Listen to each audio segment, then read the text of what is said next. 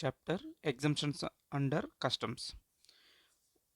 ఇప్పుడు మనం ఏం మాట్లాడతామంటే overview of the exemptions under customs. మొత్తం ఈ చాప్టర్లో ఏం చెప్పాలనుకుంటుందో మనకి what we are going to learn అన్నది చూద్దాం. ఎగ్జంప్షన్స్ అనేవి two categories, special exemptions, general exemptions. ఆ తర్వాత ఈ ఎగ్జంప్షన్స్కి నోటిఫికేషన్ అనేది గవర్నమెంట్ ఇష్యూ చేస్తుంది కదా. సో ఆ నోటిఫికేషన్ డేట్ ఏది కన్సిడర్ చేయాలన్నది ఫస్ట్ డిస్కషన్. ఆ తర్వాత ఏంటంటే కన్సెషన్ రేట్స్ ఇవ్వాలి అనుకుంటే ఎవడికి పడితే ఆడికి ఇచ్చేస్తుందా.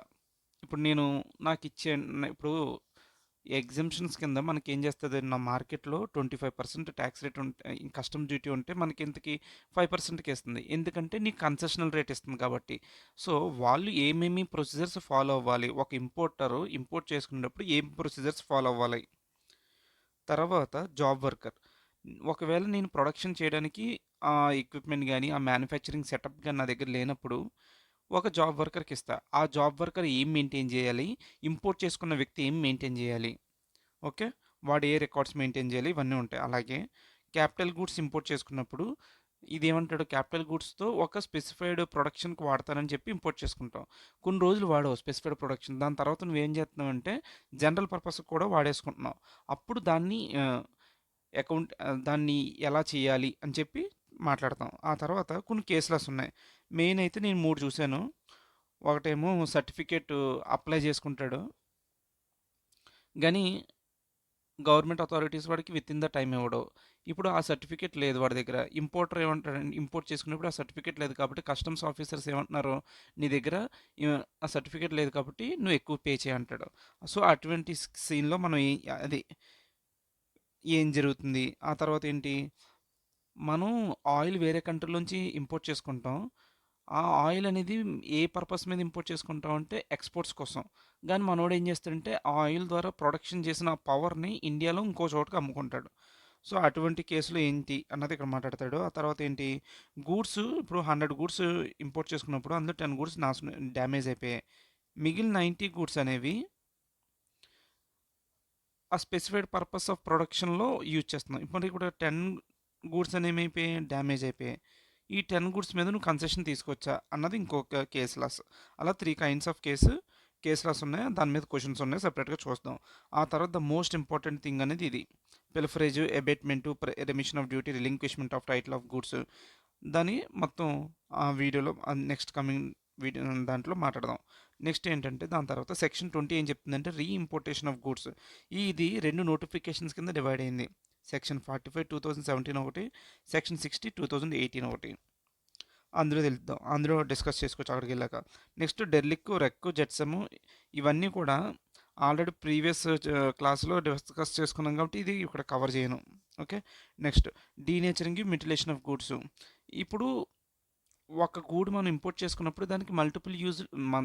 ఇప్పుడు ఒక గూడు మనం ఇంపోర్ట్ చేసుకుంటాం, దాన్ని బయట చాలా రకాలుగా వాడుకోవచ్చు ఆ మెటీరియల్ని. సో వాడేం చేస్తాడంటే వేరే పర్పస్ యూజ్ చేయకుండా రెస్ట్రిక్ట్ చేయడానికి దాని నేచర్ మార్చేస్తాడనమాట. అది అది ఇక్కడ చెప్తాడు. సో ఇవి నేర్చుకుంటే మనకి ఆల్మోస్ట్ ఈ ఎంటైర్ చాప్టర్ మనకి చెప్పేది ఇదే. ఈ టాపిక్స్ నేర్చుకుంటే ఎగ్జామ్షన్స్ అండర్ కస్టమ్స్ అయిపోద్ది. Okay, let us discuss in coming video. Exemptions from custom duty. నార్మల్గా ఏం చెప్తుంది కస్టమ్ డ్యూటీ, ప్రతి ఒక్కరు కూడా కొంతమంది కస్టమ్ డ్యూటీ పే చేయాలని చెప్పింది కదా. అయితే సెంట్రల్ గవర్నమెంట్ స్పెసిఫిక్గా కొంతమందికి ఎగ్జంప్షన్స్ ఇస్తుందన్నమాట. బాబు మీరు కస్టమ్ డ్యూటీ కట్టక్కర్లేదు అని. ఇది ఎవరిస్తున్నారు, సెంట్రల్ గవర్నమెంట్. ఎలా ఇస్తుంది, ఒక నోటిఫికేషన్ ఇష్యూ చేసి, అది ఎందులో ఇష్యూ చేస్తుంది, ఒక అఫీషియల్ గెజెట్లో ఇష్యూ చేసి మీరు కట్టక్కర్లేదని చెప్తుంది. అప్పుడు వాళ్ళందరూ కట్టక్కర్లేదు. ఇది మళ్ళీ ఫర్దర్ క్లాసిఫికేషన్స్ కింద విడగొట్టింది. అలాగా జనరల్గా అందరికి అప్లికబుల్ ఎగ్జంప్షన్స్, లేదంటే స్పెషల్గా కొంతమంది మాత్రం ఇచ్చే ఎగ్జంప్షన్స్ అనమాట. ఓకే, చూద్దాం. Let us start.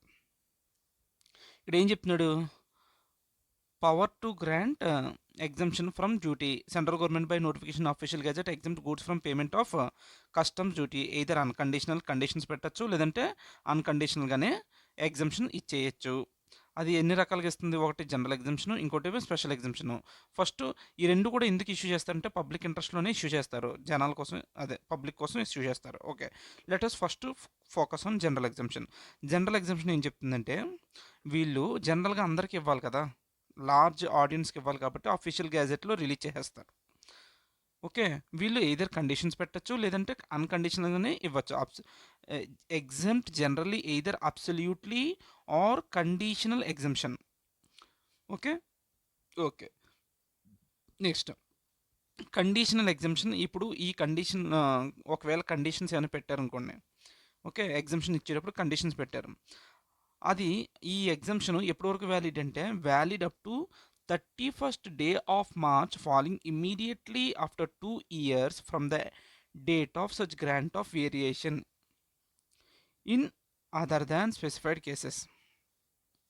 Specified cases వదిలే, ఇప్పుడు జనరల్ ఎగ్జామ్షన్ గురించి మాట్లాడుతున్నాం కదా. ఆడ ఏమంటాడంటే సింపుల్గా, ఇప్పుడు ఎప్పుడు ఇష్యూ చేశాడు ఈ నోటిఫికేషన్? 26 జనవరి 25 ఇష్యూ చేశాడు. దానికి 2 years కలుపు. 2 years కలిపితే ఎప్పుడు వచ్చింది? 26th జనవరి 27 వచ్చింది. బట్ వాడేమంటున్నాడంటే ఇది అయిపోయింది, 2 years ఇక్కడితో అయిపోయింది నార్మల్గా. ఇక్కడ నుంచి 31st మార్చ్ చూసుకో, 31st మార్చ్ 27 వరకు ఇది ఇది వ్యాలిడే, ఆ తర్వాత ఇది ఇన్వాలిడ్. అదే చెప్తున్నాడు. 31st day of March following immediately after 2 years. 2 years తర్వాత ఇమ్మీడియట్గా ఏదైతే పడుతుందో అది ఓకే, అప్పటి వరకు అది వ్యాలిడ్ అని చెప్పాడు. సో ఇదనమాట జనరల్ ఎగ్జామ్షన్ యొక్క కంటెంట్. ఇప్పుడు let us go with special exemption. స్పెషల్ ఎగ్జామ్షన్లో ఏం చెప్తాడంటే, ఇందులో కూడా సెంట్రల్ గవర్నమెంట్ పబ్లిక్ ఇంట్రెస్ట్లోనే ఇష్యూ చేస్తుంది special order in each case. ఇది లార్జ్ ఆడియన్స్ కాదు కాబట్టి ఒక్కొక్కరికే, ఆ స్పెసిఫైడ్ పీపుల్కి లేదంటే ఆ స్పెసిఫైడ్ సెట్ ఆఫ్ కేటగిరీని టార్గెట్ చేస్తారు కాబట్టి మనోడు ఏం చేస్తాడంటే, exempt from payment of duty only under sorry ఏం చేస్తున్నాను, by special order in each case ఒక్కొక్కరికి ఇష్యూ చేస్తాడు. అది అయిపోయింది. నెక్స్ట్ ఏం చదువుతున్నాను, exempt from payment of duty only under circumstances exceptional nature. ఇక్కడ ఇందాక పాయింట్ చెప్తున్నాను, ఈచ్ కేస్ అన్నాను కదా. ఒక పర్టికులర్ ఇండస్ట్రీ వాళ్ళకి ఎగ్జామ్ చేయొచ్చు, వాళ్ళకి మాత్రం కమ్యూనికేట్ చేస్తుంది. ఆ తర్వాత ఏమంటున్నాడంటే, exempt from payment of duty only under circumstances. ఇది ఎక్సెప్షనల్ కేసెస్లో మాత్రమే రిలీజ్ చేస్తాం స్పెషల్ ఎగ్జామ్షన్స్ అని చెప్తున్నాడు. అంతే. ఒకవేళ నువ్వు పే చేయాల్సిన డ్యూటీ 100 రూపాయలు కానీ అంతకన్నా తక్కువగానే ఉన్నప్పుడు నువ్వు డ్యూటీ పే చేయకరా అంటున్నాడు, ఏదో పెద్ద బెనిఫిట్ ఇచ్చినట్టు. చూడు, no duty if amount of duty leviable is equal to or less than 100 rupees. Okay. Okay. ఇప్పుడు మనం తెలుసుకోవాల్సింది ఏంటంటే, దీని మీద ఇప్పుడు నేను చెప్పే దాని మీద స్టడీ మెటీరియల్లో ఒక క్వశ్చన్ ఉంది. ఏంటంటే క్వశ్చన్, అసలు ఎఫెక్టివ్ డేట్ ఆఫ్ నోటిఫికేషన్ ఏది తీసుకోవాలి అని అడుగుతాడు. ఓకే. ఇప్పుడు నీకు కొన్ని చెప్తాను చూడు. ఎఫెక్టివ్ డేట్ ఆఫ్ నోటిఫికేషన్ ఏది తీసుకోవాలి? ఇది ఒక నోటిఫికేషన్. వాడు ఏం చేస్తున్నానంటే, ఫర్ ఎగ్జాంపుల్ ఏదో నేను చెప్తున్నాను. సో అది ఒక ఐటెం మీద వాడు ఏం చెప్తున్నాడు, కస్టమ్ డ్యూటీ అక్కర్లేదు అని చెప్తున్నాడు. దానికోసం వాడు ఏం చేశాడు, ఒక నోటిఫికేషన్ ఇష్యూ చేశాడు. నోటిఫికేషన్ ఏదైనా రిలీజ్ చేసినప్పుడు ఆ నోటిఫికేషన్లో ఏం రాసుకుంటాడు, పలానా తారీఖున ఇది రిలీజ్ చేసని చెప్పి ఏం రాసుకుంటాడు, డేట్ రాసుకుంటాడు. ఓకే. అందులో ఏం రాస్తాడు, ఈ ఎగ్జామ్షను ఈ పలానా డేట్ నుంచి అప్లికబుల్ అని చెప్పాడు అనుకో, ఆ డేట్ని కన్సిడర్ చేద్దాం. ఏది, అప్పటి నుంచి అది ఎగ్జామ్షన్ అని. అలా చెప్పకపోతే 1 సెకండ్, అప్పుడు ఏం చేయాలి, అందులో ఆ నోటిఫికేషన్ ఏం చెప్పకపోతే వాడు ఏమంటున్నాడంటే, డేట్ నోటిఫికేషన్లో ఎప్పుడైతే డేట్ మెన్షన్ చేశారో ఆ డేట్ని కన్సిడర్ చేయండి అని చెప్తున్నాడు. ఓకే. ఓకే. ఇప్పుడు ఆ తర్వాత ఏంటి, ఒక ఇంకోసారి ఈ నోటిఫికేషన్ అనేది పట్టుకెళ్ళి మనోడు ఏం చేస్తాడంటే అఫీషియల్ గెజెట్లో రిలీజ్ చేస్తాడు కదా. ఒకవేళ ఈ నోటిఫికేషన్ ఏం చెప్పకపోతే అఫీషియల్ గెజెట్లో ఎప్పుడైతే ఇష్యూ చేశాడో అప్పటి నుంచి కూడా కన్సిడర్ చేయొచ్చు అని చెప్తాడు. ఓకే. ఇది నీకు బెటర్ క్లారిటీ రావడానికి ఒకసారి చూడు, ఇక్కడ effective date of notification not mention, అసలు మెన్షన్ చేయలేదనుకో, అఫీషియల్ ఇది గవర్నమెంట్ ఆఫ్ సెంట్రల్ గవర్నమెంట్ ఏం చేసింది, అఫీషియల్ గెజెట్లో రిలీజ్ చేసింది అనుకో, ఆ డేట్ నుంచి కన్సిడర్ చేయాలి. Date of its issue by central government for publication in the official gazette. Date of its issue by central government for publication in official గెజెట్. సెంట్రల్ గవర్నమెంట్ అఫీషియల్ గెజెట్లో ఎప్పుడైతే రిలీజ్ చేస్తుందో అప్పటి నుంచి కన్సిడర్ చేస్తాం, అసలు డేట్ మెన్షన్ చేయకపోతే నోటిఫికేషన్లో. ఒక స్పెషల్ ఆర్డర్స్లో అయితే ఏంటి, క్లియర్గా డేట్ ఆఫ్ ఇట్స్ ఇష్యూ ఎప్పుడైతే ఇష్యూ చేశాడో అది అంట. Maybe issued with in 1 year from the issue of notification issue చేసిన విత్ ఇన్ 1 ఇయర్‌లోనే వాడు పబ్లికేషన్‌లో చేసి ఉండాలి. Having retrospect effect. దానికి రెట్రోస్పెక్ట్ అంటే ఈవెన్ పాత వాటికి కూడా అది అప్లికబుల్ అవుతుంది. Okay. Let us go and solve one question from study material. What are the provisions relating to effective date of notification issued under section 25 of the Customs Act? Effective date of notification ఏది consider చేస్తామని అడుగుతున్నాడు. Okay, let us go. ఏం చెప్పాను నీకు? నోటిఫికేషన్లో mention చేసిన date mention in the notification అన్నది first point. Okay, 1 second ఆగు. సో ఒకసారి దీని మీద క్వశ్చన్ చూస్తున్నాం కదా ఇప్పుడు. What are the provisions relating to effective date of notification issued under the section 25. Effective date of notification ఎప్పుడు తీసుకోవాలి అంటే నార్మల్గా ఏం చెప్తాం మనం, నీకు నోటిఫికేషన్ ఇష్యూ చేసేటప్పుడు కనుక ఇప్పుడు నోటిఫికేషన్ ఇష్యూ చేసిన డేట్ ఒకటి, ఆ తర్వాత అది ఏమంటారు, అది పబ్లికేషన్ సెంట్రల్ గవర్నమెంట్ ఆఫీషియల్ గెజెట్లో పబ్లిష్ చేసిన డేట్ డిఫరెంట్. అప్పుడు ఏది కన్సిడర్ చేయాలని అడుగుతాను చూడు. The provision is made here thereby delay in 1 or 2 days in publishing official gazette. Official గెజెట్లో పబ్లిష్ చేయడం లేట్ అయ్యింది. నోటిఫికేషన్ ఎప్పుడు మెన్షన్ చేశాడు? నోటిఫికేషన్లో డేటు 2 నవంబర్ నుంచి ఇది అప్లికబుల్ అన్నాడు. కానీ అఫీషియల్ గెజెట్లో ఎప్పుడు రిలీజ్ చేశారంటే 4 నవంబర్న. ఇప్పుడు ఏది తీసుకుంటామంటే నోటిఫికేషన్లో ఏదైతే డేట్ మెన్షన్ చేశారో అదే తీసుకోవాలి. The notification will be effective from the 2 November. Okay, ఇప్పుడు నువ్వు ఇప్పుడు పైకి రా. ఏంది ఇది చూడు. ఇక్కడ ఏం చెప్తాడంటే పైన దాంట్లో అసలు ఎఫెక్టివ్ డేట్ ఎప్పుడంటే గవర్నమెంట్ అఫీషియల్ గెజెట్లో ఎప్పుడైతే రిలీజ్ చేసిందో అప్పటి నుంచి అది ఆ డేటు అనేది ఎఫెక్టివ్ అని చెప్తాడు. ఒకవేళ అఫీషియల్ గెజెట్కి అది ఇష్యూ చేసిన నోటిఫికేషన్ డేట్కి డిఫరెన్స్ ఉంటే అప్పుడు నోటిఫికేషన్ డేట్ తీసుకోమని చెప్తున్నాడు. So date mention in notification అదే issue date issued by central government for publication official gazette publish date. నీకు అర్థమైంది కదా? ఒకసారి చూడు ఇక్కడ, date of effect of every notification issued will be the date of its issue by the central government for publication in the official గెజెట్లో ఎప్పుడైతే పెట్టాడో అప్పటి నుంచి తీసుకుంటాం. Unless provided otherwise in the notification issue means signed by competent authority. ఇప్పుడు issue చేశాడు official గెజెట్లో అంటాం, ఎవడ పడతాడు చేసేస్తే అఫీషియల్ రిలీజ్ అది అయిపోద్దా అంటే కాదు. కంపీటెంట్ అథారిటీ సంతకం పెట్టి and government press card publication పంపించాలి. అప్పుడు అది publish in the official gazette అన్న డేట్ అని తీసుకుంటాం. ఓకే, ఇందులో చాలా సింపుల్. అఫీషియల్ గెజెట్లో ఎప్పుడైతే రిలీజ్ అవుతుందో అది తీసుకో.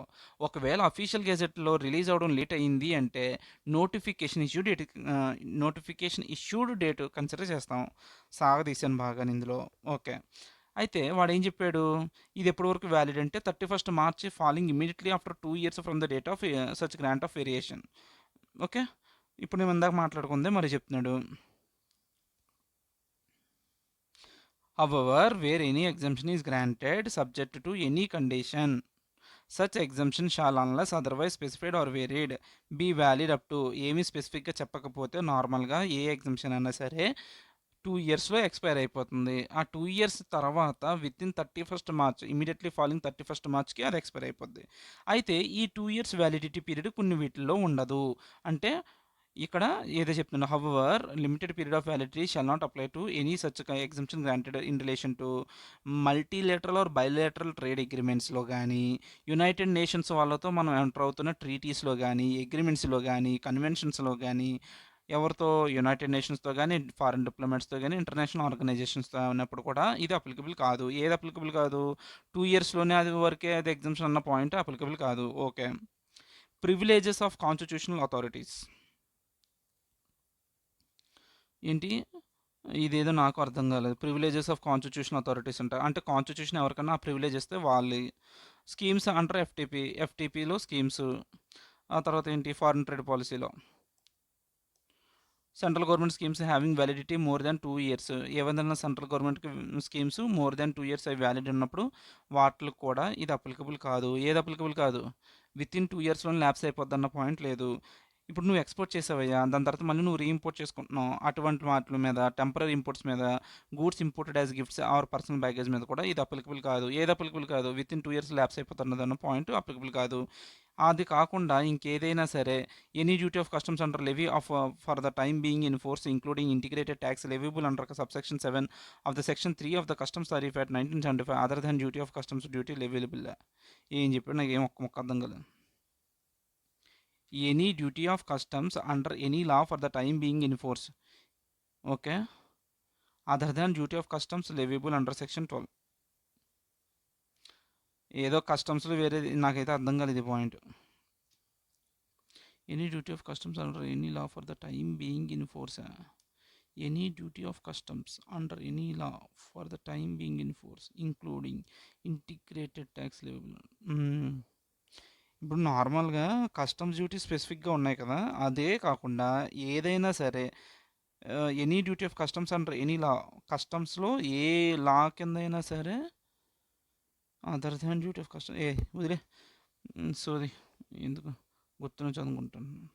The above rules do not apply for exemptions granted through special orders. So special orders are issued separately for each case and communicated to the beneficiary directly by the government. అవేంటి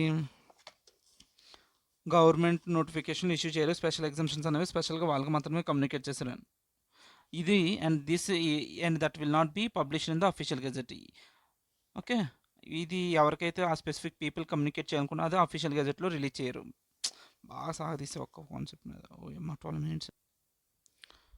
ఇప్పుడు నేను ఇందాక general exemptions ఇక్కడ ఇది special exams రెండు ప్యారల్గా చదివించాను. దాని మీద ఇంకో క్వశ్చన్ ఉంది స్టడీ మెటీరియల్ నుంచి 4th క్వశ్చన్ అది. చూడు ఇక్కడ స్పెషల్ ఎగ్జామ్షన్ గురించి చెప్తాడు, ఈ పాయింట్లు రాసుకుంటే చాలు. జనరల్ ఎగ్జామ్షన్ ఈ 2 పాయింట్లు రాసేసుకొని మళ్ళీ ఇందాక మాట్లాడుకున్నాం కదా, నార్మల్గా అయితే జనరల్ ఎగ్జామ్షన్స్ అనేవి వితిన్ 2 ఇయర్స్ వరకే ఉంటుంది, కానీ కొన్ని ఎక్సెప్షనల్ కేసెస్లో మోర్ దెన్ 2 ఇయర్స్ కూడా ఉంటుంది. అవి ఏంటంటే మల్టీలేటరల్ బైలేటరల్ ట్రేడ్ అగ్రిమెంట్స్, ఇలాగ యునైటెడ్ నేషన్స్ వాళ్ళతో కానీ కాన్స్టిట్యూషన్ అథారిటీస్ కొంచెం మందికి ప్రివిలేజెస్ ఇవ్వడం కానీ, లేదంటే ఎఫ్టీపీ గవర్నమెంట్ స్కీమ్స్ అనేవి మోర్ దెన్ 2 ఇయర్స్ వ్యాలిడిటీ ఉన్నప్పుడు అలా అనమాట. అవి గుర్తుంచుకుంటే చాలు. ఇది మళ్ళీ అదే రిపీటేషన్.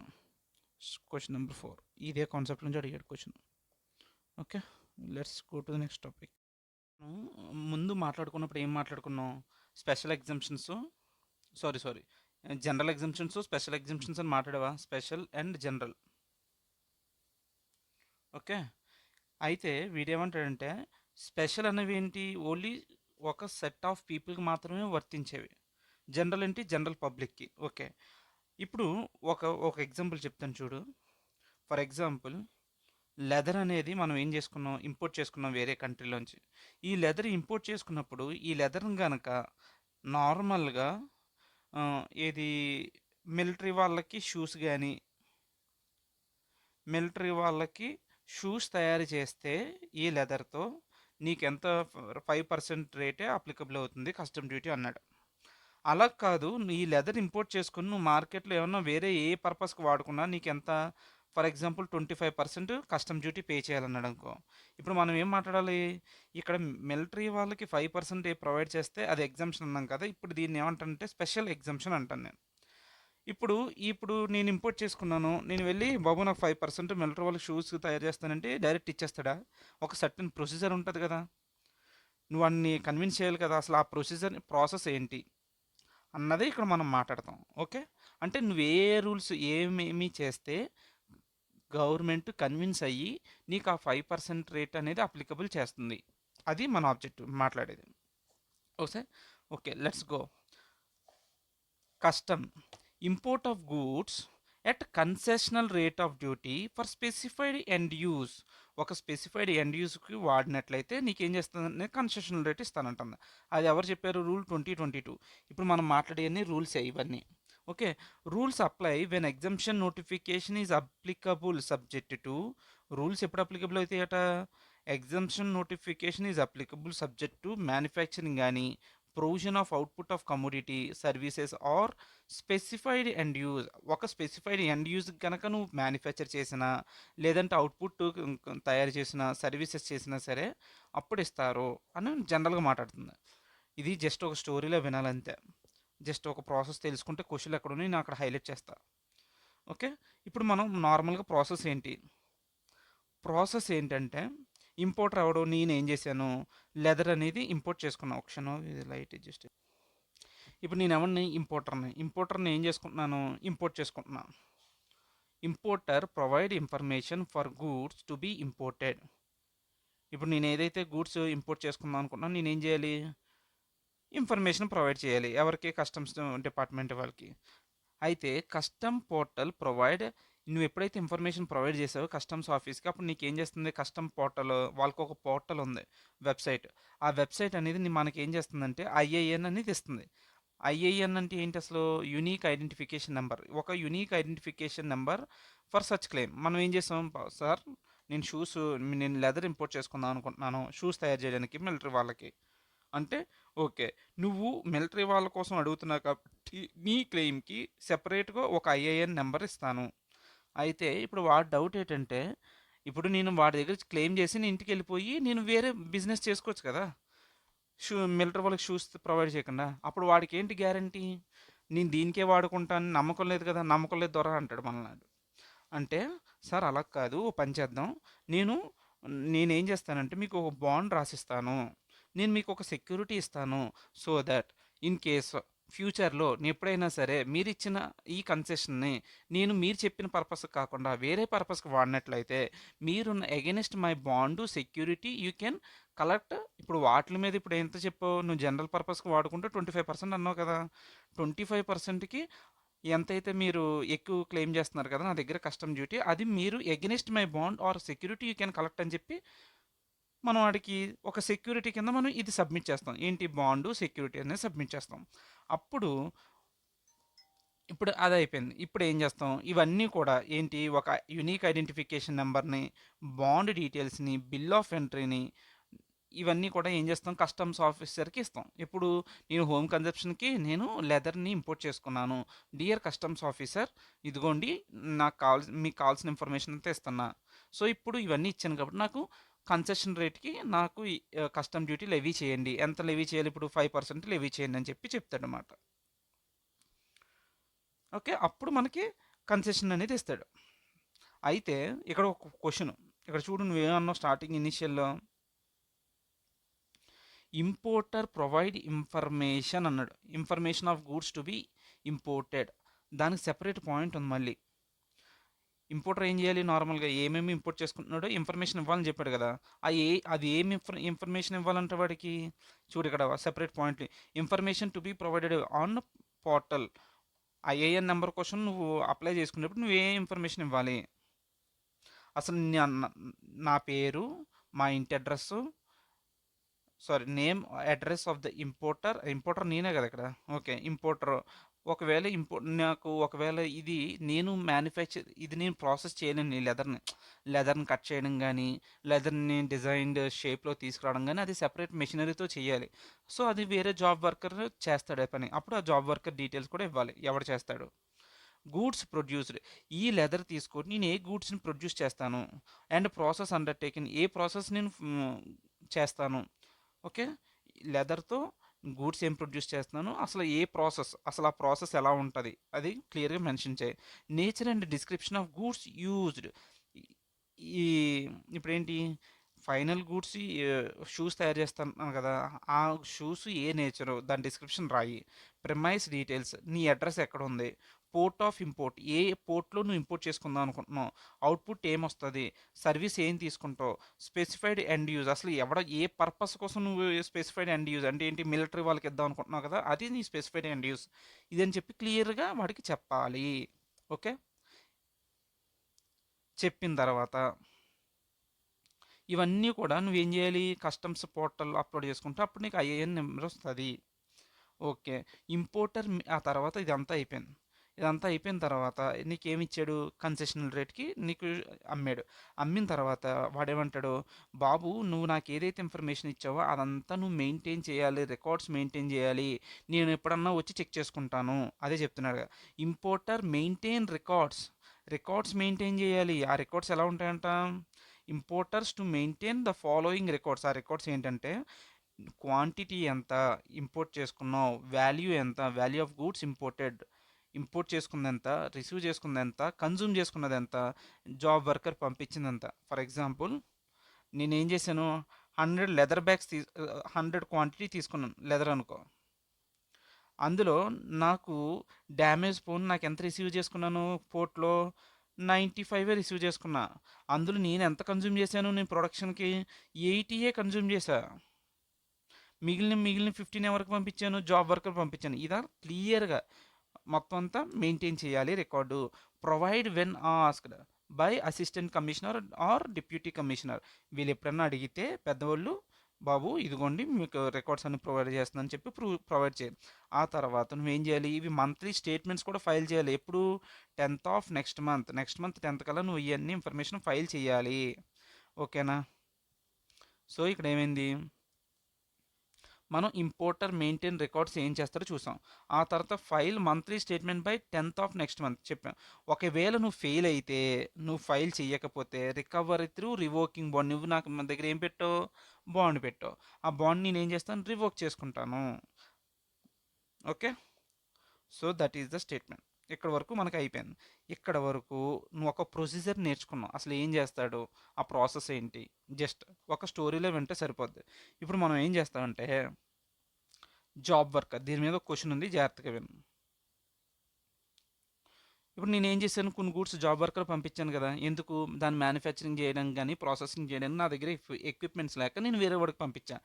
అయితే ఇక్కడ ఏం చేస్తాం goods can be sent to job worker for processing for maximum up to 6 months.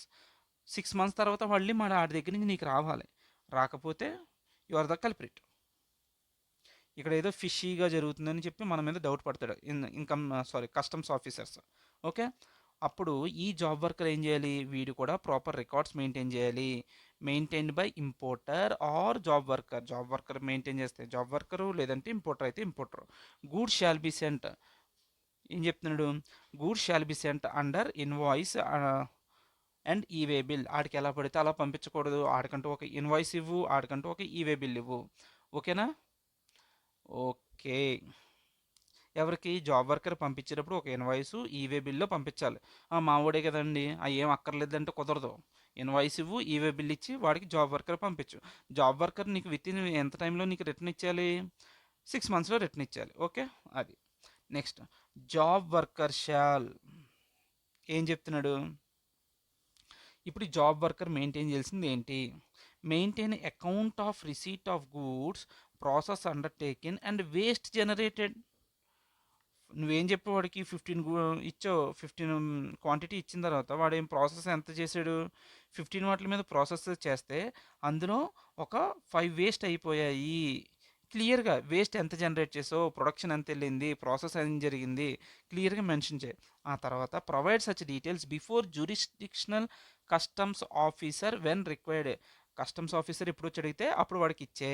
After completing job work అయిపోయిన తర్వాత sent back goods to the importer. ఎవడైతే ఇంపోర్ట్ చేసుకున్నాడో వాడికి sent back goods to the importer. పని అయిపోయిన తర్వాత వాడికి ఇచ్చే. Sent goods to another job worker.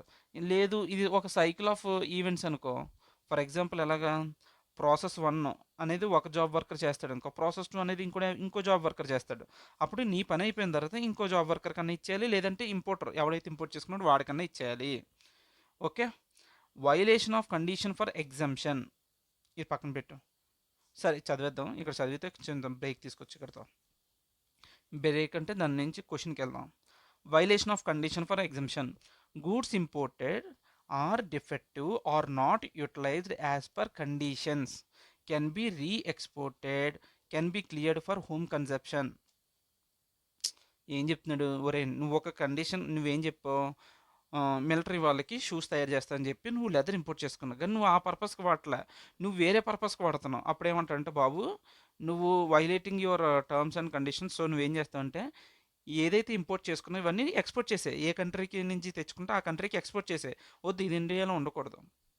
లేదు can be cleared for home consumption లేదు నువ్వు వాడుకోవాలనుకుంటున్నావు అంటే అప్పుడు నువ్వేం చేయాలి ఇప్పుడు నీకు నార్మల్గా 5% రేటుకి నీకు ఇచ్చాం మిలిటరీ వాళ్ళకి ప్రొవైడ్ చేస్తావు అనుకోను బట్ నువ్వేం చేసావు మమ్మల్ని చీట్ చేసావు.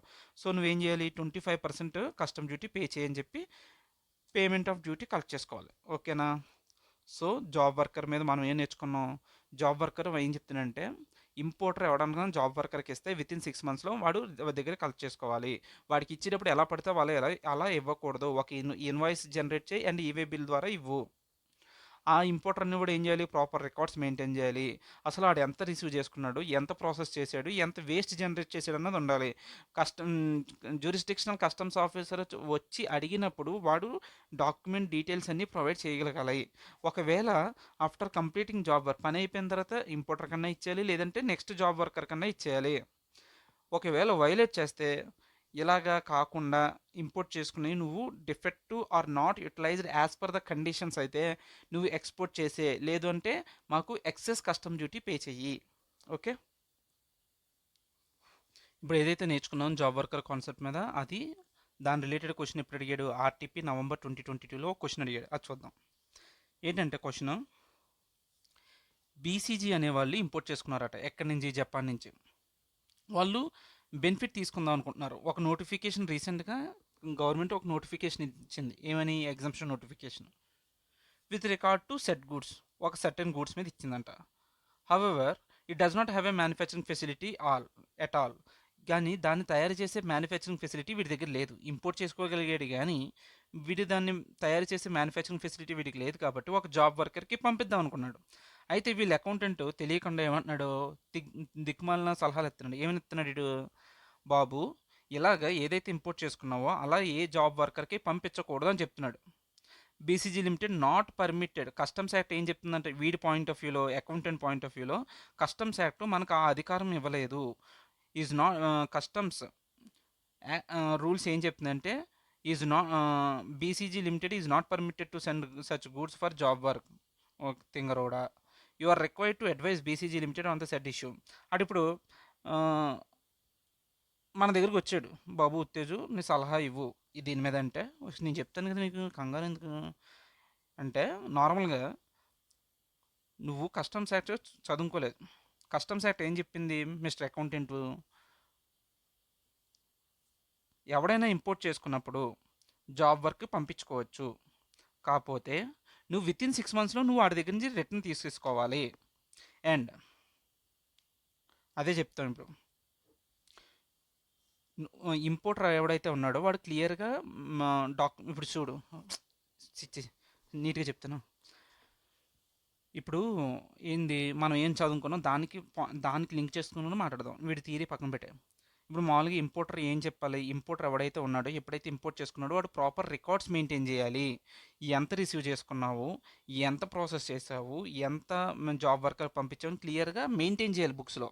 అదే చెప్తున్నాడు, the said rule stipulates that importer shall maintain a record of the goods sent for job work during the month and mention the same in the prescribed monthly statement.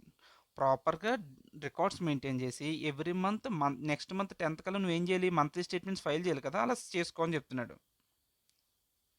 ఓ ఈ fine line ఇది కూడా చదవాలి కదా, the importer is permitted to send the goods for job work, పంపించచ్చు అని చెప్పాడు. Next ఏం చెప్తున్నాడు, the importer shall send the goods to the premises of the job worker under an invoice, ఒక ఇన్వాయిస్, ఆ తర్వాత ఈవే బిల్లో పంపించాలి. ఎలా పడితే అలా పంపించకూడదు. పంపించిన గూడ్స్ విత్ ఇన్ 6 monthsలో నువ్వు the maximum period for which the goods can be send to the job worker shall be 6 months from the date of invoice or e-way bill. Okay, in case of importer is not able to establish that the goods sent for the job work have been used as per the particulars mention under the rule set not. Okay, వాడు నువ్వేం చెప్తున్నాడు ఇక్కడ, నీకు concession అనే rate ఎప్పుడు ఇస్తున్నాడో ఒక specified యూజ్కి వాడితేనే ఇస్తున్నాడు. అయితే జాబ్ వర్కర్ పంపించిన గూడ్స్ అలా కాకుండా వేరే పర్పస్కి వాడితే అప్పుడు గవర్నమెంట్ నీ మీద ఏంటి, కఠిన చర్యలు తీసుకుంటుంది. The jurisdictional customs officer shall take prescribed necessary action against the importer. నువ్వు తప్పుడుగా చేస్తే ఏంటి, ఇంపోర్ట్ చేసుకున్నది వేరే పర్పస్కి వాడితే నీ మీద కఠిన చర్యలు తీసుకునబడతాయి. ఓకే, ద జాబ్ వర్కర్ అనేవాడు ఏం చేయాలి, వాడు నీట్గా ఎంత రిసీవ్ చేసుకున్నాడో, ఎంత ప్రాసెస్ చేశాడు, ఎంత వేస్ట్ జనరేట్ చేశాడు అన్నది మెయింటైన్ చేయాలి. ఓకే, ఎప్పుడైనా జ్యూరిస్డిక్షనల్ కస్టమ్స్ ఆఫీసర్ కనుక మన దగ్గరకు వచ్చి అడిగితే, అయ్యా అకౌంట్ డీటెయిల్స్ ఇవ్వంటే నువ్వు ప్రాపర్గా అన్నీ ప్రొడ్యూస్ చేయగలగాలి. Produce the account details before the jurisdictional customs officer as and when required by the said officer. ఆ తర్వాత ఏం చెప్తున్నాడు, పని అయిపోయిన తర్వాత గూడ్స్తో నువ్వేం చేయాలి, send the processed goods to the importer or another job worker as directed by the importer for carrying out the remaining process if any under the cover of an invoice or an e-way bill. పని అయిపోయిన తర్వాత importer కన్నా పంపించే, లేదంటే వేరే job worker కన్నా పంపించే. For carrying out the remaining process వెనీ అండర్ ద కవర్, ఇదంతా సోది. ఓకే, ఇప్పుడు నువ్వేం చెప్తావు సింప్లిఫైడ్గా సమ్మరీ చెప్పు అంటే ఏముంది? ఇంపోర్టర్ అనేవాడు ప్రాపర్ రికార్డ్స్ మెయింటైన్ చేయాలి, ఎంత రిసీవ్ చేసుకున్నాం, ఎంత పంపించాం అన్నది క్లియర్గా ఉండాలి. జాబ్ వర్కర్కి పంపించినప్పుడు ఎలా పడితే అలా పంపించకూడదు, ఇన్వాయిస్ ఈవే బిల్లో పంపించాలి. జాబ్ వర్కర్ దగ్గర నుంచి మళ్ళీ 6 మంత్స్లో మనం రిటర్న్ తీసేసుకోవాలి. ఒకవేళ జాబ్ వర్కర్ ఇంపోర్టర్ కనుక ఆ పర్పస్ కాకుండా వేరే పర్పస్కి వాడినట్లయితే అప్పుడు జ్యూరిస్డిక్షన్ ఆఫ్ కస్టమ్స్ ఆఫీసర్ వాడి మీద యాక్షన్ తీసుకుంటుంది. జాబ్ వర్కర్ ఏం చేయాలి? రికార్డ్స్ మెయింటైన్ చేయాలి, ఎంత రిసీవ్ చేసుకున్నావు, ఎంత ప్రాసెస్ చేసావు, ఎంత వేస్ట్ చేసి జనరేట్ చేసావు. ఆ తర్వాత జాబ్ వర్కర్ ఏం చెప్తున్నాడంటే produce the account details before the jurisdictional customs officer as when required by the said officer. అడిగినప్పుడు సెడ్ ఆఫీసరు నువ్వు అన్నీ ప్రొవైడ్ చేయాలి. పని అయిపోయిన తర్వాత ఇంపోర్టర్ కన్నా పంపించే, లేదంటే వేరే జాబ్ వర్కర్ కన్నా పంపించే. ఇది మనం నేర్చుకున్న కాన్సెప్ట్ మీద క్వశ్చన్. నెక్స్ట్ మనం చూస్తే ఏముంది, ఇప్పుడు వరకు నువ్వు ఏం చేసావు? ఒక లెదర్ అంటే ఏంటి? ఒక గూడు, లైక్ ఒక ప్రొడక్ట్. అలా కాకుండా నేను సార్ నాకు ఏం కావాలంటే మెషినరీ కావాలి. ఇప్పుడు జాబ్ వర్కర్కి వేరే వాడికి ఇస్తున్నాను కదా లెదర్ని మ్యానుఫ్యాక్చర్ చేయడానికి. ఇప్పుడు ఆడికి ఇవ్వను, నేనే తయారు చేసుకుంటా, ఆ మిషనరీ నేనే కొనుక్కుంటా అని మనోడే ఏం చేశాడంటే ఈసారి ఆ మెషినరీని కొనుక్కున్నాడు. Machinery is a capital item, capital good కదా. So capital good can also be cleared after use for specified purpose on payment of duty. దాని అర్థం ఏంటంటే ఇప్పుడు లెదర్ని ప్రాసెస్ చేయడానికి ఒక మెషిన్ కొనుక్కున్నాం. అది ఎందుకు కొన్నాం? ఆ మిషన్ ఒక స్పెసిఫైడ్ పర్పస్కే.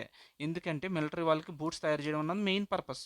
దాని మీద కోసమే కస్టమ్స్ వాడు మనకి ఏమి ఇచ్చాడు? కన్సెషన్ రేట్ ఆఫ్ డ్యూటీ ఇచ్చాడు. కాబట్టి సార్ ఈ మెషినరీని కూడా నేను దీని ప్రొడక్షన్లోనే వాడదాం అనుకుంటున్నాను, కాబట్టి నాకు 5% కస్టమ్ డ్యూటీయే ఇవ్వండి సార్ అని అడుగుతాడు. అయితే సరే, నువ్వు అదే పర్పస్ కోసం వాడితే నీకు 5%కి ఇస్తా. లేదు నువ్వు మాట మార్చి వేరే బిజినెస్ చేసావు అనుకో, దాంతో ఆ క్యాపిటల్ గుడ్తో నువ్వు వేరే చేసుకున్నావు అనుకో, అప్పుడు కస్టమ్ డ్యూటీ పే చేయని అడుగుతాం, ఎక్కువ హయ్యర్ రేటు. అయితే దానికి వీడు ఏం చెప్తున్నాడంటే ఇప్పుడు ఫర్ ఎగ్జాంపుల్ ఇప్పుడు పెద్ద మిషనరీ కొనుక్కున్నానండి. ఇది మిషనరీ కదా, ఏదో మిషనరీ అనుకో, నేనేమైనా పికాసో ఉన్నా పెద్ద పెద్ద బొమ్మలు వేయడానికి. ఇదేదో మిషన్ అనుకో. ఈ మిషన్ని నీకేం చేసాడు ఇప్పటి వరకు? స్పెసిఫైడ్ పర్పస్కే వాడుకోవచ్చు. అప్పుడు ఏముంది, నీకు కన్సెషన్ రేటు 5% ఇచ్చాడు. లేదు జనరల్గా నీకు నచ్చిన దానికి వాడుకుంటావు అని అంటే 20% కదా. అయితే వాడు ఏమంటున్నాడంటే నువ్వు స్పెసిఫైడ్ పర్పస్కి వాడుకున్నాను సేపు వాడుకొని మిగిలిన టైంలో ఎప్పుడైనా నీకు అనిపించి ఇది నేను వేరే బిజినెస్ కూడా వాడుకుంటాను అంటే ఈ మిషనరీని, అప్పుడు నీకేం చేస్తానంటే ఎప్పుడైతే నువ్వు జనరల్ పర్పస్కి ఫర్ ఎగ్జాంపుల్ ఏప్రిల్ను కొనుక్కున్నా, ఏప్రిల్ 1న కొనుక్కున్నా, ఎప్పుడు 2025లో 24లో. అయితే 31 మార్చ్ నుంచి లేదంటే 1 ఏప్రిల్ 2025 నుంచి నేను దేనికి వాడదాం అనుకుంటున్నా? జనరల్ పర్పస్కి వాడుకుందాం అనుకుంటున్నా. అయితే వాడేమంటున్నాడంటే ఈ 2024 నుంచి ఇప్పటి వరకు నువ్వు జనరల్ దేనికి వాడవు? స్పెసిఫైడ్ పర్పస్కే వాడవు. బట్ ఇప్పుడు దేనికి వాడదాం అనుకుంటున్నావు? జనరల్ పర్పస్కి.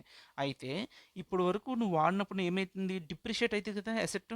డిప్రిషియేషన్ తీసుకుని మిగిలిన దాని మీద 20% ట్యాక్స్ పే చేసే అంటున్నాడు. అది వాడు చెప్పేది. చూడు, duty leviable without exemption already paid. నువ్వేం చేసావు? కొనుక్కున్నప్పుడు 5% చెప్పిన కస్టమ్ డ్యూటీ అని చెప్పి ఫర్ ఎగ్జాంపుల్ 1 lakh అనుకో, ప్రోడక్ట్ 5% కట్టేసావు. ఎంత? 5,000. 5,000 కస్టమ్ డ్యూటీ పే చేస్తావు అప్పుడే. Duty leviable without exemption. అప్పుడు ఏం చేస్తాం? అప్పుడు ఎగ్జంప్షన్ వాడికి ఏమన్నా డిప్రిసియేషన్ ఇచ్చాం? ఏమి ఇవ్వలే, డైరెక్ట్ కట్టేమన్నాం. అయితే ఇప్పుడు ఏమంటున్నట్టు డ్యూటీ లెవబుల్ ఆన్ డ్యూటీ అనేది దేని మీద లెవీ చేస్తారట? On value depreciated from import date to date of clearance as per below depreciation rates. దాని అర్థం ఏంటి? ఇంపోర్ట్ చేసుకున్నప్పటి నుంచి ఇప్పటి వరకు నీకు డిప్రిషియేషన్ తీసేసి మిగిలిన దాని మీద నీకు డ్యూటీ లెవీ చేస్తాను, జనరల్ డ్యూటీ. అది ఇప్పుడు చూడు, అది కూడా డిప్రిషియేషన్ తీసేసుకుంటే నీకు నచ్చిన డిప్రిషియేషన్ తీసుకోవచ్చా? తీసుకోకూడదు. వాడు ఏమంటున్నంటే ఫస్ట్ ఇయర్లో అయితే ఒక్కొక్క క్వార్టర్కి ఇంత ఇస్తాను, సెకండ్ క్వార్టర్లో అయితే ఇంత ఇస్తాను, వాడు ఆల్రెడీ రేట్స్ డిఫైన్ చేసేసాడు. ఆ రేట్స్ ప్రకారం మనం చేయాలి. ఫర్ ఎగ్జాంపుల్ చూడు, ఫస్ట్ ఇయర్లో ఒక్కొక్క క్వార్టర్కి ఎంత ఇస్తానో 4%, సెకండ్ క్వార్టర్ ఇయర్లో 3%, థర్డ్ ఇయర్లో 3%, ఫోర్త్ ఇయర్లో 2.5. ఆ తర్వాత ఫోర్త్ ఇయర్ తర్వాత ఇంక వెళ్తే నెక్స్ట్ ఇంక తర్వాత ఇయర్స్కి 2% పెర్ ఇయర్ డిప్రిసియేషన్ క్లెయిమ్ చేసుకోవాలి. ఇదేంటి, ప్రతి క్వార్టర్కి 1 ఇయర్లో ఎవ్రీ క్వార్టర్కి. Okay, or part in month అంటే ఆర్ పార్ట్ ఇన్ మంత్ అంటే మనకి ఆల్రెడీ తెలుసు కదా, జనవరి, ఫిబ్రవరి, మార్చ్ ఒక క్వార్టరు. అయితే నువ్వేం చేసావు, ఇక్కడ ఉన్నావు అనుకో, మార్చ్లో ఉన్నావు అనుకో, ఈవెన్ మార్చ్ 1 మంత్ కదా అంటే కుదరదు, 1 క్వార్టర్ కిందకి తీసుకుంటాడు దాన్ని కూడా. ఓకే, అదనమాట. ఇప్పుడు ఒక క్వశ్చన్ చూద్దాం, నీకు బెటర్ క్లారిటీ వస్తుంది. ఓకే, ఇది ఎప్పుడు అడిగాడు క్వశ్చన్, ఇది ప్రీవియస్ ఇయర్ క్వశ్చన్, నవంబర్ 2022లో అడిగిన క్వశ్చన్ ఇది. ఇది ఏమంటున్నాడంటే, ఒక కెమికల్ మ్యానుఫ్యాక్చర్ అనేవాడు ఒక మెషిన్ కొనుక్కున్నాడు. కాకపోతే వీడు ఎలిజిబుల్ అట దేనికి, కన్సెషన్ రేట్కి. ఓకే, కన్సెషన్ రేట్కి అయితే ఆ తర్వాత వాడు ఏం చేశాడు, ఎప్పుడు నుంచి వాడుకుంటున్నాడట, 1 ఫిబ్రవరి నుంచి వాడుకుంటున్నాడు. అయితే ఆడు 5 ఏప్రిల్ నుంచి ఏంటి, non specified wants to clear for home consumption after having used the machine for specified purpose. ఇప్పుడు జనరల్ పర్పస్కి వాడుకుందాం అని అంటున్నాడు. ఎప్పటి నుంచి, 5 ఏప్రిల్ నుంచి. అయితే రిక్వైర్స్ యువర్ హెల్ప్, మన హెల్ప్ కావాలని నా దగ్గరకు వచ్చాడు. He will be liable to pay for such clearance as per the rule చెప్తున్నాడు. కన్సెషన్ రేట్ ఎంత ఇచ్చాడు, 5%, నార్మల్ రేట్ ఏమో 20%. Calculate the basic custom duty clearance on such capital goods for home consumption on 5 April. Ignore interest calculation. Interest calculation వదిలేమన్నాడు. Time నేను చెప్పాలంటే జనవరి ఇక్కడ మార్చాలి. ఇది యాక్చువల్లీ వీడు తప్పించాడు, అన్నిటికీ 2023 అని పెట్టాడు. బట్ క్వశ్చన్లోకి వెళ్ళి చూస్తే ఆ ప్రీవియస్ ఇయర్ క్వశ్చన్ పేపర్లో వీడు దీన్ని ఏం చేశాడు, 2019 అని పెట్టాడు. దీన్ని 2019, ఇక్కడ 2019. ఆ తర్వాత ఇక్కడ ఏంటి, ఫిబ్రవరి అనేది కూడా 2019. ఇది ఎప్పుడు అంటే 2022. ఓకే, ఇప్పుడు అర్థమైంది చూడు. కొనుక్కున్నది ఎప్పుడు, 12th జనవరి 2019లో కొనుక్కున్నాం. నాది కోడ్ గెలికినట్టు ఉంటుంది రైటింగ్. నెక్స్ట్ 1 ఫిబ్రవరి ఏంటి, నువ్వు స్పెసిఫైడ్ పర్పస్కి వాడావు, ఇప్పటి నుంచి యూజ్ చేస్తున్నావు. కొన్నది ఇప్పటి నుంచి అయినా సరే, ఎప్పటి నుంచి అయితే యూజ్ చేస్తున్నావు ఆ పాయింట్ నుంచే కన్సిడర్ చేస్తాం. ఓకే, అది గుర్తుంచుకోవాలి. నెక్స్ట్, ఎప్పుడు అదర్ పర్పస్కి వాడడం మొదలెట్టాడు మనోడు, 5 ఏప్రిల్ 2022 నుంచి. ఒకసారి టైం లైన్ వేసుకో ఇక్కడ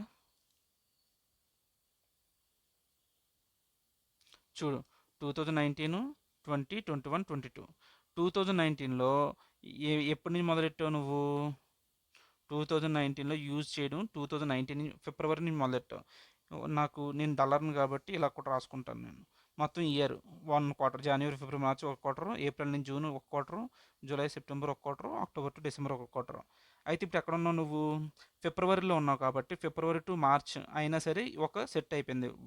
2019లో 1 quarter, second quarter, third quarter, 4th quarter. అంటే 2019లో ఎన్ని క్వార్టర్స్ ఉన్నాయి, 4 క్వార్టర్స్ ఉన్నాయి. సో 2019లో 4 క్వార్టర్స్ ఉన్నాయి. ఒక్కొక్క 4 క్వార్టర్స్ ఇంటూ ఫస్ట్ ఇయర్లో ఆడు ఎంత చెప్పాడు, నెంబర్గా గుర్తుంచుకోలేదు. 4, 3, 3, 2.5, 2. ఫస్ట్ 4 ఇయర్స్కి, దాని తర్వాత నుంచి ఏంటి 2 ఇయర్స్. అయితే ఫస్ట్ ఇయర్ ఎంత, 4% కాబట్టి 4 ఇంటూ 4 16%. క్లియర్. నెక్స్ట్ ఏం చెప్తున్నాడు, 2022 వరకు వాడు స్పెసిఫైడ్ పర్పస్కే వాడాడు కాబట్టి అప్పటి వరకు వాడికి డిప్రిసియేషన్ ఇవ్వచ్చు. 2019 తర్వాత 2020లో కూడా మొత్తం ఎంటైర్ ఇయర్ ఉంది కాబట్టి 4 క్వార్టర్స్ ఇంటూ 4%. సెకండ్ ఇయర్ ఎంత, 3% కదా, 4 ఇంటూ 3%, 12%. ఆ తర్వాత 2019 అయిపోయింది, 2020 అయిపోయింది, 2021 కూడా వెళ్ళాలి. 2021లో కూడా ఎన్ని క్వార్టర్స్ ఉన్నాయి, 4 క్వార్టర్స్. ఓకే, అప్పుడు కూడా 4 క్వార్టర్స్, 4 ఇంటూ 3, 12%. ఓకే, ఆ తర్వాత 2022లో ఏం చెప్తున్నాడు, ఏప్రిల్ 2022 వరకు నాన్ స్పెసిఫైడ్ పర్పస్ కదా. ఏప్రిల్ అంటే చూడు ఇక్కడ జాగ్రత్తగా, ఇది 1 క్వార్టరు, ఏప్రిల్ అంటే సెకండ్ క్వార్టరు, 2 క్వార్టర్స్ ఉన్నాయి 2022లో. 2 క్వార్టర్స్ ఇంటూ ఇప్పుడు ఎక్కడున్నావు? ఫస్ట్ ఇయర్ అయిపోయింది, సెకండ్ ఇయర్ అయిపోయింది, థర్డ్ ఇయరా? థర్డ్ ఇయర్ టూ త్రీ, ఇది ఫోర్త్ క్వార్టర్ 2.5. సో 2.5 ఇంటికి వెళ్తుంది 2.5. సో 5%. ఇవన్నీ కలిపితే ఎంత వచ్చింది? 45%. నీకు ఏం చెప్పాను? ఎసెట్ మీద డిప్రిషియేషన్ తీసే. ఇప్పుడు వరకు డిప్రిషియేషన్ 45% తీసేస్తే ఎసెట్ నుంచి ఎంత వచ్చింది? ఎసెట్ వాల్యూ 20 lakhs నుంచి 45% డిప్రిషియేషన్ తీస్తే 11 lakhs వచ్చింది. ఈ 11 lakhsలో ఇప్పుడు నువ్వు దీని మీద జనరల్ రేట్ అన్నది అప్లై చేస్తావు. జనరల్ రేట్ అంతా 20%. ఓకే, జనరల్ రేటు 20% కాబట్టి 11 lakhs ఇంటూ 11 lakhs ఇంటూ 20%, 2,20,000. ఆ తర్వాత 20 lakhs మీద ఎంత కట్టాలి యాక్చువల్ వాడికి? ఇప్పుడు నేను 2,20,000 కట్టాలి. అయితే నేను ఆల్రెడీ వాడికి కన్సెషన్ రేట్ ఎంత కట్టేశాను? 20 lakhs మీద 4%, 5% కట్టేశాను. ఎందుకు 20 lakhs మీద కడుతున్నావు? ఇక డిప్రిషియేషన్ ఎందుకు ఇవ్వట్లేదంటే కన్సెషన్ రేట్ మీద చేసినప్పుడు డిప్రిషియేషన్ అనేది ఇవ్వం వాడికి. ఆ డిప్రిషియేషన్ తీసుకుని కన్సెషన్ రేట్ తీసుకుని మనకు వాచిపోద్ది కాబట్టి వాడు అలా ఇవ్వరు. డైరెక్ట్ కన్సెషన్ రేట్ ఇస్తాం. సో 5% అంటే ఎంత కట్టాడు? 1 lakh కట్టాడు. బట్ వాడు కట్టాల్సిన లైబిలిటీ ఎంత? 2,20,000 కాబట్టి ఎక్సెస్ ఇప్పుడు ఇంకా ఎంత కట్టాడు? 1,20,000 ఎక్సెస్ కట్టాలి. Accordingly basic custom duty payable by mister X will be computed as follows. ఎంత? 1,20,000. That's it. నెక్స్ట్ ఒకసారి ఒక కేసులా చూద్దాం. ఈ కేసుల నుంచి క్వశ్చన్ అర్థం చేసుకుందాం. Customs versus Tullow India operations limited. ఓకేనా? Customs versus Tullow India operations limited అన్నది ఒక క్వశ్చన్ ఉంది. Commissioner of customs versus Tullow India operations limited. ఏం చెప్తుందంటే ఈ కేసు నార్మల్గా ఈ తుల్లో అనే వాళ్ళు ఏం చేయాలి? ఒక సర్టిఫికేట్ అనేది చూపించాలి. ఎగ్జామ్షన్ గవర్నమెంట్ నుంచి ఎగ్జామ్షన్ రావాలంటే నువ్వు ఏం చూపించాలి? సర్టిఫికేట్ చూపించాలి. ఆ సర్టిఫికేట్ ఎవరు ఇష్యూ చేస్తారు అంటే డైరెక్టర్ జనరల్ ఆఫ్ హైడ్రోకార్బన్స్ అనే వాళ్ళు ఎవరో ఇష్యూ చేయాలంట. బట్ వీడు టైం మన ఎవరో తుల్లో అనేవాళ్ళు మనం ఏం చేసాం? తుల్లో అనేవాళ్ళు టైంకి ఆ అప్లికేషన్ పెట్టుకున్నాం. బట్ వీళ్ళు గవర్నమెంట్ వాళ్ళకి బద్ధకం ఎక్కువైపోయి మనకి ఇవ్వలేదు with in the time. So ఇప్పుడు ఏమైంది? ఇప్పుడు తుల్లో అనే వాళ్ళు ఇంపోర్ట్ చేసుకునేటప్పుడు వేరే కంట్రీ నుంచి ఆ సర్టిఫికేట్ నీ దగ్గర కనుక ఉందనుకో, ఆ టైంకి ఇంపోర్ట్ చేసుకునే టైంకి అప్పుడు నీకు ఏం చేస్తారు? కన్సెషన్ రేట్ ఇస్తారు. ఇప్పుడు నీకు దగ్గర ఆ సర్టిఫికేట్ లేదు కాబట్టి ఇప్పుడు ఏమంటున్నాడు కస్టమ్స్ ఆఫీసర్? నువ్వు higher rate of custom duty pay చేయాలి అంటాడు. ఇప్పుడు ఏంటంటే పాయింట్, అరే అది నా తప్పే ఉంది, it's out of my scope, నా కంట్రోల్‌లో గాని, నా పవర్‌లో గాని లేనప్పుడు నేనేం చేయగలను అని చెప్పి తుల్లో గొడవ పడుతున్నాడు. దాని గవర్నమెంట్ ఏమంటుందంటే, ఇప్పుడు అది తప్పు ఎవరి దగ్గర జరిగింది? గవర్నమెంట్ ఆఫీసర్ ఫంక్షనరీస్ దగ్గర జరిగింది. రెస్పెక్టివ్ డిపార్ట్మెంట్ వాళ్ళు ఇవ్వలేదు. సో, ఆడెవడో తప్పు చేసిన దానికి వీడిని బ్లేమ్ చేయలేం కదా! అని చెప్పి సో, ఇది ఒక ఎక్సెప్షన్ మాత్రమే అని చెప్పి వీడికి ఎలౌ చేయండి అన్నట్టు చెప్తదనమాట క్వెషన్. అది entire question. Okay. Let's go. ఇది ఎప్పుడు అడిగాడు? ఎంటీపీ మార్క్స్ మే 20లో అడిగాడు, ఏప్రిల్ 21లో అడిగాడు. Okay, let us try to understand the question now. Pure Gen Energy Limited is engaged in oil exploration and has imported software containing seismic data. ఒక సాఫ్ట్వేర్ని import చేసుకుంటున్నాడు. Importer is entitle to exemption ఎంతట? Subject to the condition that an essentiality certificate granted by the Director General of Hydrocarbon is produced at the time of importation of the goods. Import చేసుకునేటప్పుడు ఆ certificate నువ్వు చూపించాలి. Though the importer applied for the certificate within the statutory time limit prescribed for the same, the certificate was not made available to the importer within a reasonable time by the Director General of Hydrocarbons. The Customs Department rejected the importer's claim for exemption. ఎంత పాపం చేసావు. ఇప్పుడు మనం ఏం చేస్తాం బాబు? Commissioner of customs versus Tullow India operations limited కేసులో ఏం జరిగింది అని చెప్పి మనం వెళ్ళాలన్నమాట కోర్టుకి. అక్కడ కూడా ఇలాంటి సందర్భంలోనే కోర్టు ఏమి ఇచ్చిందంటే, అది apex court has observed that if A condition is not with in the power and control of the importer and depends upon the acts of the public functionaries, non complains of such a condition subject to just అవి complains non complains జరిగింది కదా ఇక్కడ, అది just ఒక exception మాత్రమే. ఇది ఒక exceptional case. So దీన్ని బట్టి నువ్వు వాడికి ఎగ్జంప్షన్ డిజేబుల్ చేయకూడదు. కెనాట్ బీ హెల్డ్, అలా డిజేబుల్ చేయకూడదు అని చెప్తుంది. In the given case also certificate has not been granted within a reasonable time. వాడికి సర్టిఫికేట్ విత్ ఇన్ రీజనబుల్ టైంలో కూడా నువ్వు ఇవ్వలేదు కాబట్టి, sorry, in the given case అని ఇక్కడే మళ్ళీ అది చెప్తున్నాడు. ఇక్కడ ఏంటి? Therefore in the view of the above mention judgment the importer versus Pure Energy cannot be blamed for the lapse of the authorities. ఆడెవడో చేసిన దానికి ఈయన బ్లేమ్ చేయకూడదు. డైరెక్టర్ జనరల్ ఆఫ్ హైడ్రోకార్బన్స్ అనే వాళ్ళు ఏం చేయాలి, సచ్ పబ్లిక్ ఈ suppose to grant essential certificate within, వాళ్ళు నార్మల్గా విత్ ఇన్ టైం ఇవ్వాలి, within reasonable time. So as to enable the importer to avail the benefits అంటారు నోటిఫికేషన్, వాళ్ళు విత్ ఇన్ ద టైం ఇవ్వాలని చెప్పి చెప్తున్నాడు. కానీ క్వశ్చన్ ఎక్కడన్నా డైరెక్ట్గా చెప్పాడంటే డైరెక్ట్గా ఆన్సర్ చెప్పలేదు. ఇలా చెయ్యి, ఇలా చేయకూడదు, వాడు ఇలా చేసి ఉండకూడదు అన్నాడు అంతే. ఇక్కడ సింపుల్గా చెప్పాలంటే ఏం లేదురా, అది ఒక ఎక్సెప్షనల్ కేసెస్. ఇప్పుడు ఎవడో చేసిన తప్పుకి వీడిని బ్లేమ్ చేయలేం. సో మిస్టర్ ఫంక్షనరీస్ మీరు విత్ ఇన్ ద టైంలో ఇలా ఇచ్చేయండి అని చెప్పి చెప్తున్నాడు అంతే. నెక్స్ట్ క్వశ్చన్కి వెళ్ళక ముందు ఒక చిన్న కాన్సెప్ట్ చెప్తాను చూడు. ఇప్పుడు నేను వేరే కంట్రీలోంచి గూడ్స్, ఇప్పుడు నేనేం చెప్పాను, నేను మిలిటరీ వాళ్ళకి షూస్ తయారు చేద్దాం అనుకున్న డిస్కషన్ స్టార్ట్ చేశాను కదా ఈ ఎంటైర్ వీడియో. నేను మిలిటరీ వాళ్ళకి షూస్ తయారు చేద్దాం అనుకున్నా. షూస్ అనేది మంచి క్వాలిటీ కోసం నేను లెదర్ అనేది ఇంపోర్ట్ చేసుకున్నా. ఇప్పుడు ఈ లెదర్ ఇంపోర్ట్ చేసుకున్నప్పుడు క్వాంటిటీ, ఫర్ ఎగ్జాంపుల్ దీన్ని ఎలా మెజర్ చేస్తారో నాకు తెలియదు కానీ షీట్స్లోనే ఎలాగో క్వాంటిటీ ఎంత, ఒక 1000 లెదర్ షీట్స్ తీసుకున్నాను అనుకో, సారీ 100 షీట్స్ తీసుకున్నప్పుడు నా పాయింట్ ఏంటంటే అందులో ఒక 10 అనేవి డ్యామేజ్ అయిపోయాయి. సో ఇప్పుడు మిగిలిన 90 మాత్రమే నేను వాడగలను ఏంది, షూస్ ప్రిపరేషన్లో. ఇప్పుడు వాడేమన్నాడు, షూస్కి ప్రిపరేషన్ కోసం వాడినట్లయితే నీకు కన్సెషన్ రేట్ 5% అని చెప్పాడు. ఓకే, షూర్ అర్థమైంది కదా ఎక్కడి వరకు. ఇప్పుడు నేనేమంటా అంటే, ఇప్పుడు ఈ కన్సెషన్ అనేది 90కే ఇస్తాడా, 100 లేదంటే 90కి మాత్రమే ఇస్తాడా కన్సెషను? ఎందుకంటే ఈ 10 గూడ్స్ అనేవి షూస్లో వాడలేదు కదా.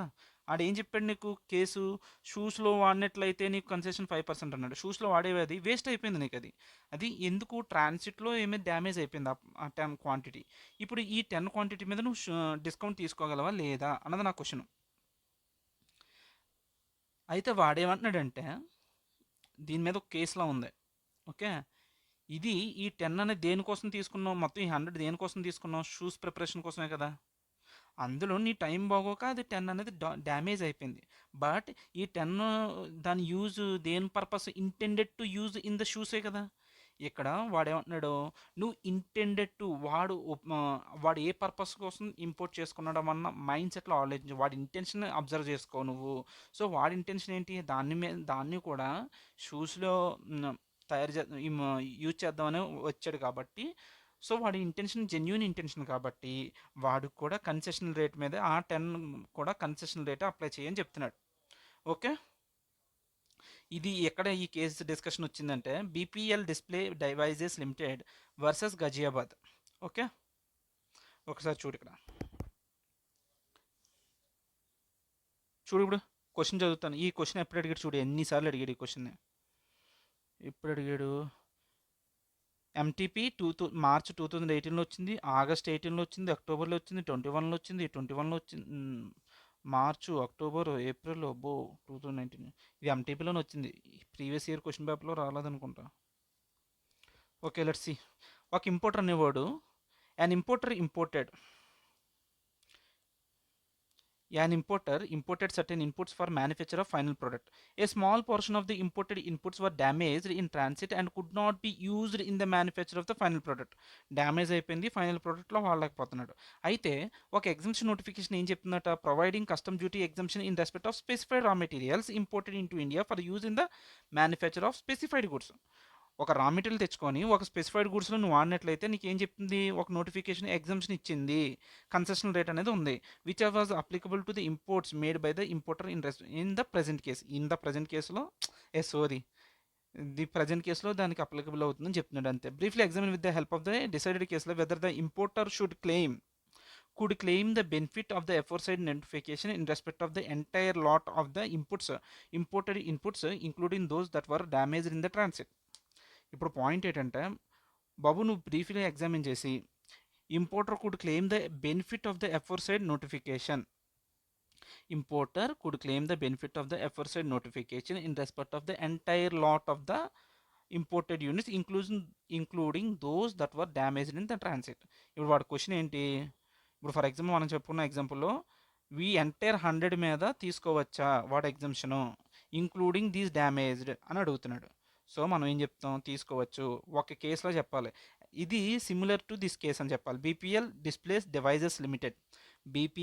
Devices limited versus CCEX Ghaziabad. Supreme court ఏం డిసైడ్ చేసింది? Held the benefit of the notifications cannot be denied in respect of the goods which were intended for use. ఇక్కడ ఏ పదం వాడాడు చూడు, intended for use for manufacture of final product but cannot be used due to shortage or leakage. వాడి intention observe చెయ్యి. Okay, ఒకసారి ఇది cannot be denied in respect of goods which are intended for use. ఎందుకని? Final ప్రోడక్ట్లో వాడదామన్న ఇంటెన్షన్తోనే నువ్వేం చేసుకున్నావు, ఇంపోర్ట్ చేసుకున్నావు. బట్ ఎందుకు వాడలేకపోయాడు? అది షార్టేజ్ అవడం వల్ల లేకపోతే లీకేజ్ అవడం వల్ల అది వాడలేకపోయాడు. That does not mean it is disqualified, right? అది చెప్తున్నాడు. Apex Court has held that no material distinction can be drawn between the loss on account of leakage and loss on account of damage. No material distinction ఇవ్వలేదు on account of leakage on account of damage. The benefit of the said exemption cannot be denied as inputs were intended for use in the manufacture of the final product. What intentionality intended for use but could not be used due to shortage, leakage or damage. It has been clarified by the Supreme Court that words for use have to be construed to mean intended for use. వాడి ఉద్దేశం ఏంటి? Use చేసుకుందాం అంటే ఏంటి? వాడు వాడాలి అనుకున్నాడు కాబట్టి. Therefore, the importer can claim the benefit of the notification in the respect of the entire lot of the inputs, including those who were damaged in the transit. అది అర్థమైపోయింది కదా, క్లియర్గా ఉంది కదా. Will go with next one. Discuss చేసుకునేది ఏంటంటే commissioner versus హనీల్ ఎరా textile limited. వీళ్ళిద్దరి మధ్య గొడవ ఏంటంటే, ఇప్పుడు ఒక కంపెనీ అనేది ఏంటి అంటే వాళ్ళు 100% ఎక్స్పోర్ట్ ఓరియంటెడ్ అండర్టేకింగ్, ఈఓయూ అనమాట. వాళ్ళు ఏం చేస్తారు? ప్రొడక్షన్స్ అంతా ఎక్స్పోర్ట్ చేస్తూ ఉంటారు. వీళ్ళు ఆ ప్లాంట్ యొక్క పవర్ కోసం వాళ్ళు ఏం చేశారు? ఆ ప్లాంట్ పవర్ వస్తేనే కదా ప్రొడక్షన్ తయారు చేసి ఎక్స్పోర్ట్ చేసేది. ఈ ప్లాంట్లో పవర్ కోసం వాళ్ళు ఏం చేశారంట? వేరే కంట్రీల నుంచి ఆయిల్ అనేది ఇంపోర్ట్ చేసుకున్నారు. ఈ ఆయిల్ ఇంపోర్ట్ చేసుకొని ఇక్కడ ప్రొడక్షన్ ఇదేంటి ప్లాంట్ని పవర్ తెప్పించి ఆ పవర్తో ఎక్స్పోర్ట్ చేస్తున్నాడు. ఎక్సెస్ ఏదైతే పవర్ ఉందో ఆ పవర్ని ఏం చేశారు? డొమెస్టిక్ టారిఫ్ ఏరియాలో అమ్మాడు. ఇప్పుడు క్వశ్చన్ ఏంటంటే, ఇప్పుడు వాళ్ళ ఫైటింగ్ అంతా ఏంటంటే, నీకు నేను ఎగ్జామ్షన్ ఎందుకు ఇచ్చాను? నువ్వు ఎక్స్పోర్ట్ చేస్తావని. నువ్వు డొమెస్టిక్ టారిఫ్ ఏరియాలో అమ్మావు కాబట్టి నువ్వు మాకు ట్యాక్స్ కట్టు, నువ్వు అదే కస్టమ్ డ్యూటీ కట్టు అని చెప్పి వాడు గొడవ అనమాట. ఇది story.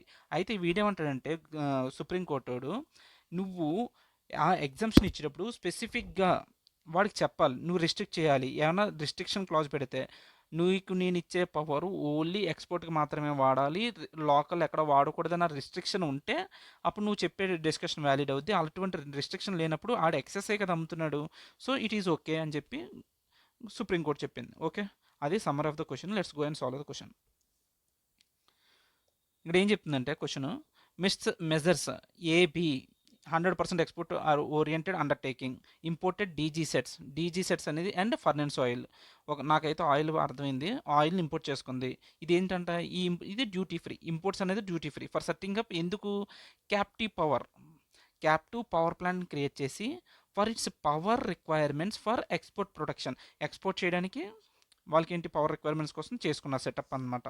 This benefit was available vide exemption notification.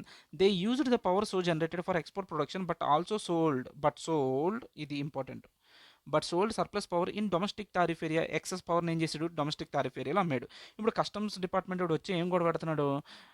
Demanded duty on DG sets and furnace oil as a surplus power has been sold in the domestic tariff area. The notification does not specifically restrict. ఇప్పుడు ఈ notification స్పెసిఫిక్గా restrict చేయట్లేదు imported goods for manufacture of exported goods. Do you think the demand for the customs department is valid in law? తప్పు కదా. ఇదే similar case నేను ఇదే similar గొడవ ఎక్కడ చూసానంటే కమిషనర్ వర్సెస్ హనీల్ ఎరా టెక్స్టైల్ లిమిటెడ్లో చూసాము. అక్కడ సుప్రీంకోర్టు ఏం జడ్జ్మెంట్ ఇచ్చింది? In the absence of restrictive clause in the notification that imported goods are to be solely or exclusively used for manufacture of goods or export, there is no violation of any condition of notification if surplus power generated due to unforeseen exigencies is sold in the domestic tariff area. Therefore, no duty can be demanded by Measures AB selling the surplus power in the domestic area for the following reasons. ఈ reasons బట్టి వాడు excess duty demand చేయలేడు. ఎందుకంటే they have used the imported duty furnace oil DG sets imported duty free for generation and power.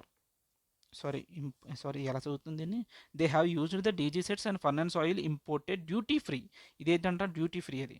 For generation of power. అది power జనరేషన్‌లో వాడారు కదా! Okay. ఆ పవర్ ద్వారా జనరేట్ అయిన దాన్ని ఏం చేశారు? Manufacturing of goods for export. ఆ పవర్ జనరేట్ చేసిన దాంతో వాళ్ళు మ్యానుఫ్యాక్చర్ చేసి గూడ్స్‌ని ఎక్స్‌పోర్ట్ చేశారు. Only the surplus power has been sold. మిగిలిపోయిన సర్ప్లస్ మాత్రం అమ్మారు కాబట్టి as power cannot be stored. Power దాచుకోలేం కదా! అందుకనే అమ్మాడు. సో, ఇది వ్యాలిడే. ఇదొక కేసుల.